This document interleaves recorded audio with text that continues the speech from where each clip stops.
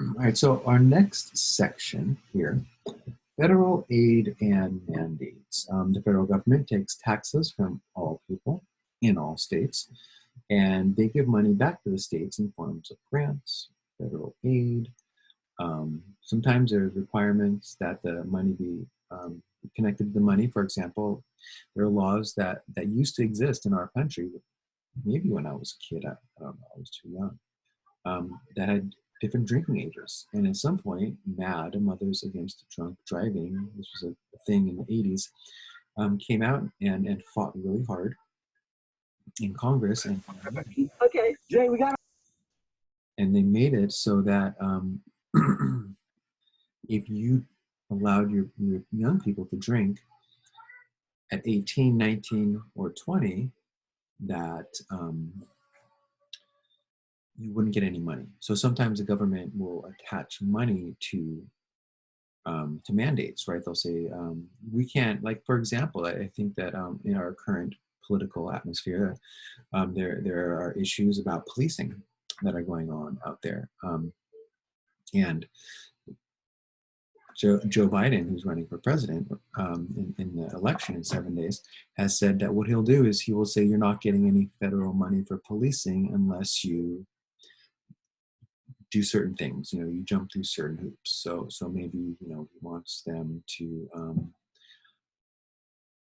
I don't know, end no-knock warrants, let's say, right? Or middle of the night no-knock warrants, this kind of thing.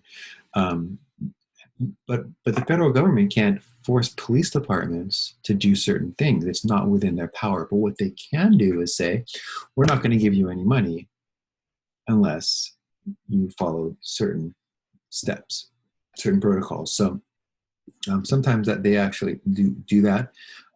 Now there are some states who pay more to the federal government.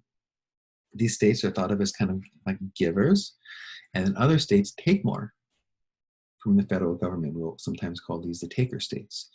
And I have a map here, and it's of our country, and for every dollar that the state of California gives to Washington, D.C., we get 78 cents back.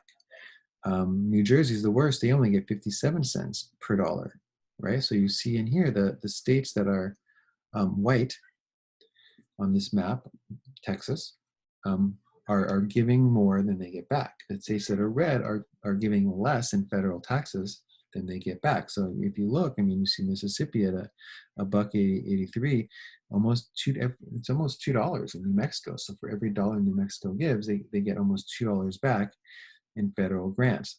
Some people say it's not fair that they do it this way. Others would say, well, of course it's fair. We're a one united country. Here's another look at it. Which states pay the most are the ones you see in red. They're getting less money back. And the states you see in the lighter green are getting some money, a little more money than they chip in, and in the darker green they're getting a lot more. Now these two maps I showed you are based on they're older. I was reading an article that came out that said that under the new tax structure that President Trump put forward, these numbers are different now, and California is actually a break-even state. But they wouldn't let me access their page because I've accessed it too many times. They want me to pay, and I won't do that. So some of these numbers under our new tax code from our new president are different, and they always change every time that the tax code changes. These numbers are going to change, how much you're giving versus how much you're getting. We're also borrowing a lot more now under our president now than we had been under our past president. So these numbers will change, and the only ones I could find, or when I made this years ago, were older numbers. But there is a thing out there where people are saying it's not right that California or New York or New Jersey gives more money to the government and gets less back. And then when they need it, say, for example, the governor of New York, Andrew Cuomo, was saying, look, we need money, man. COVID hit us the hardest. The governor of New Jersey, COVID hit us the hardest. And we give you more than you give us. So this is your turn to help us, right? Please help us. and the president gets to decide who gets what money.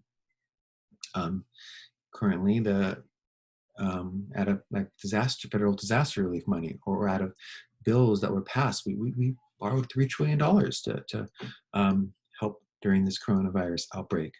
$3 trillion put on your back and my back. And the federal government got to decide who gets the money. And New York and New Jersey are saying we haven't gotten enough. And then they're saying other states who didn't have big outbreaks got more. I don't know. I don't know that. States also have the obligation to issue driver's license, but the federal government can tell them what people must do to receive a driver's license. So there's an example maybe of a concurrent power where the state has input on it and the federal government also has input on that as well. So federal aid, how much money the state gives, the federal government gives to the state, that also includes things like federal grants for college students, right? So, you know, how much the federal government chips in towards your college comes out of how much they give California. And again, the taxes change all the time. We don't know exactly how it's going to look under Trump's second term. It'll probably be similar, or if there is a hypothetical Biden win in 7 days, then that will change the new tax structure as well. If he changes the taxes, which he said he'll do, but there's no guarantee he will also. Congress has to agree.